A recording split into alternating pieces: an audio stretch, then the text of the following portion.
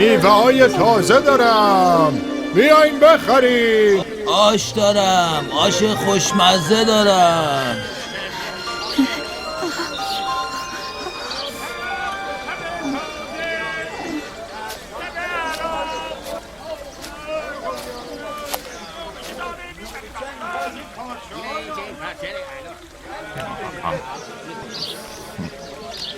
من که با این سیر نمیشوم، بهتر است بروم غذایی بخورم.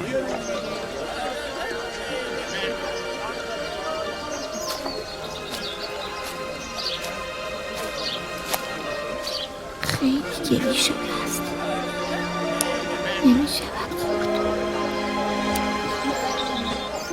خورد. بیا برویم، دیگر اینجا نیست. ببخشید الان برمیگردم. بشینیم در این گرما آبی بنوشیم. سلام علیکم. من هاشم ابن فضل از یاران نزدیک امام هستم. امروز در بازار متوجه مسئله شدم. ببین برادر، یکی از نکاتی که حجت خدا بر آن تأکید زیادی دارند پرهیز از اسراف است. امروز در بازار شما سیبی را نیمه خورده رها کردید بدون آنکه بدانید کسی نیازمند آن است. سبحان الله.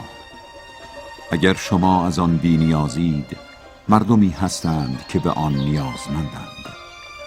آن را در اختیار کسی قرار دهید که بدان نیاز دارد.